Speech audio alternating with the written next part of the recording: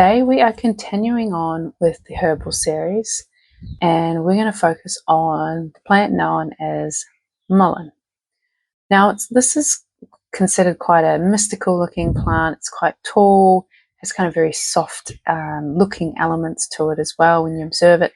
And it's been used for centuries, maybe millennia, across different cultures and lands around the world, often used for different kinds of body, mind, and spiritual practices. And depending on where you are, depending on what climate you are, you may find it on places like roadsides, fields, disturbed soils. And despite its humble appearances, it carries quite a lot of benefits. So we're going to go through some of those now. The first up, we're going to talk about the physical aspects of the body that this plant may assist with. Before I go any further, I'd like to remind you, I'm not a medical practitioner, nor am I stating that this plant is curing X, Y, and Z. And if you are on medication and or you're pregnant and or you're breastfeeding, then you may wish to do further research as to whether this plant is safe to consume.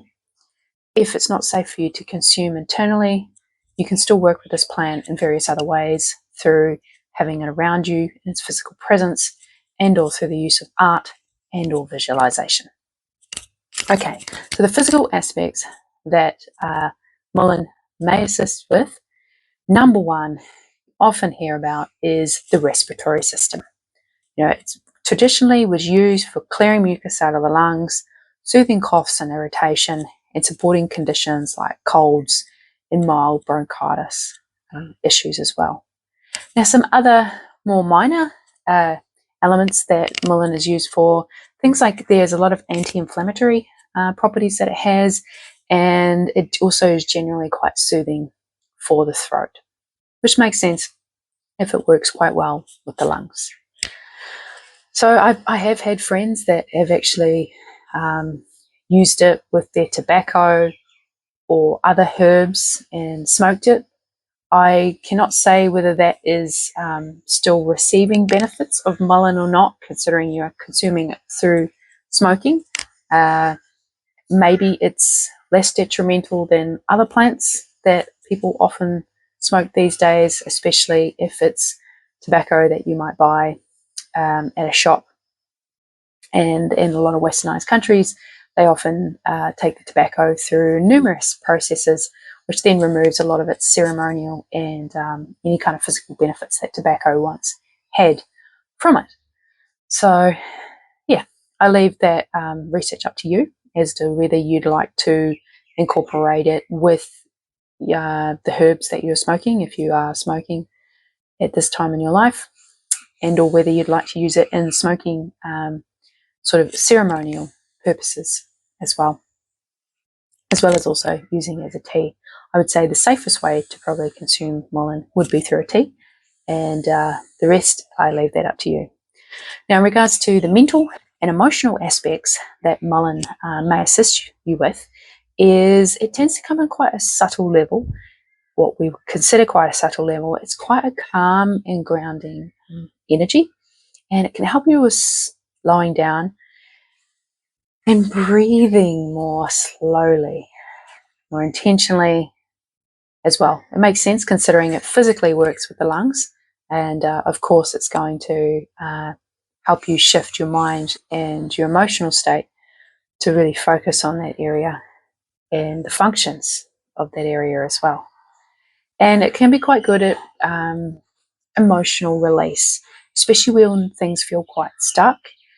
Some cultures, they talk about the lungs being associated with grief and a lot of lung issues forming because there's a stuck energy of not being able to grieve. So for me, that makes quite a lot of sense as to how those things can be associated together. So yeah, consuming mullein can be really a subtle and gentle way of helping release emotion that you haven't processed, that you've tried to ignore or shut down. Now, when we're talking about the metaphysical aspects of this plant and what it may assist with, looking at things like protection, courage, inner strength, and it's sometimes used in practices such as creating boundaries or parameters can help with supporting clarity and inner guidance, and also strengthen your voice, which makes a lot of sense if it works well with the throat and the lungs.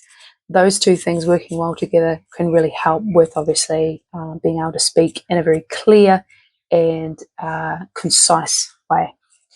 Now, some would also associate this plant with the areas of the body that some would call the chakras or the centers, known as the crown and the throat. And when we're here looking into the cultural and lore stories that we can find across the world, I just picked out a couple of them because there will be a number of cultures, ages, and lands that would have used this plant. Now, from what I'm aware, in a lot of ancient Europe, they would use it as kind of like a candlewick plant. They would often dip the plant into, could be various different substances, then they would light it and it would become like a candle that they could use around their home or when they're traveling not far from their house. And they also had a belief that it would ward off spirits as well when they were using it in this way.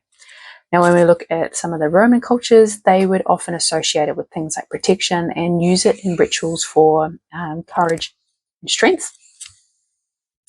And in various folklore traditions, mullein was often thought to protect against particular entities or energies or emotions. And people would often plant it around their home for spiritual safeguarding as well. So, yeah, I would say most cultural stories will often have an association with using it for supporting the lungs.